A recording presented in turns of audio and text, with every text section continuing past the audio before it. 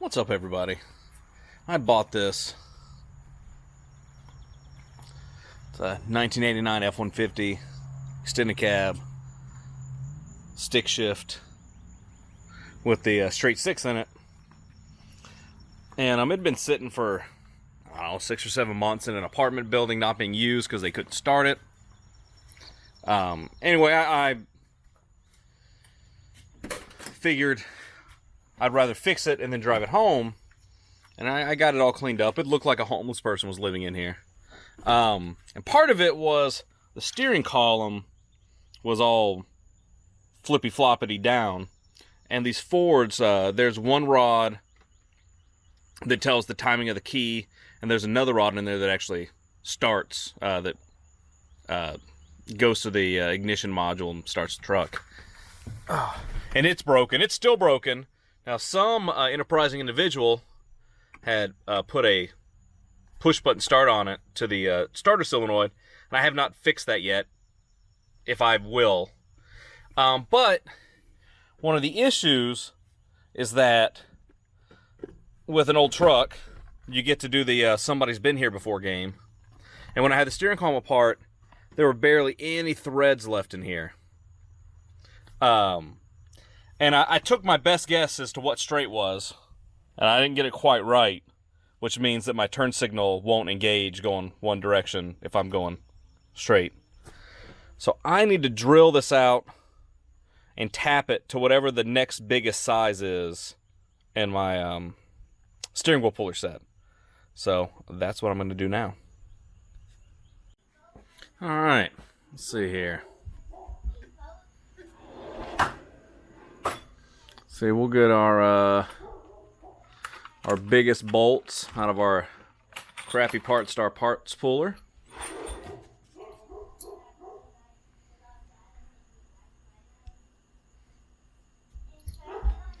Let's see here.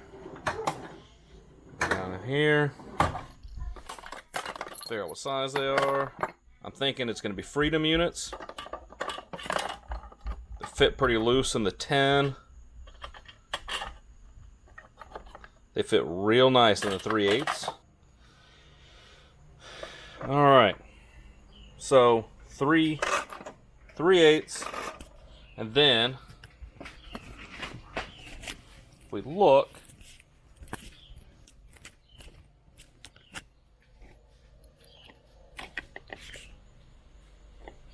well, you have to take my word for it, but 16 threads is what we're looking at. Checking with that right there. And also, easy mode, you can just run it through the appropriate die, and hey, the one that it fits in nicely will be it.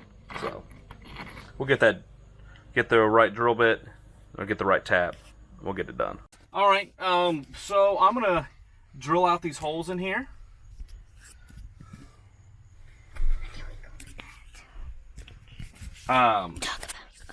And I'm using a 5/16 drill bit for the 3/8 inch tap. All right, I got them drilled out. Now I will tap them. All right, like a big dummy, I was trying to pull this out without taking the nut out, and the tap was going in all cattywampus, and I couldn't figure it out, and it was just hitting the side of the nut.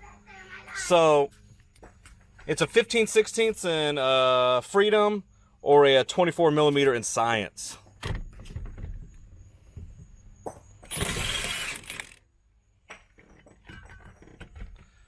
Now the tap should go in a lot straighter.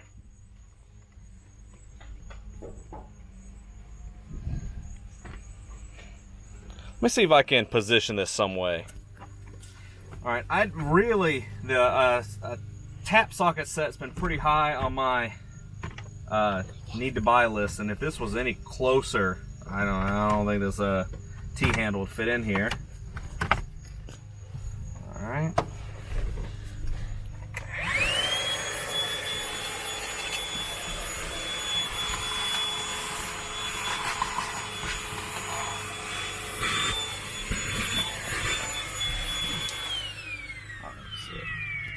And I have a helper here. I got a cameraman wearing a Dallas Stars jersey here for some such reason. All right, well these, so I don't know if it's gonna focus, but these, let's see here. These turned out pretty nice. I'm gonna see if I can't get the puller on there and get this steering wheel so I can straighten her up.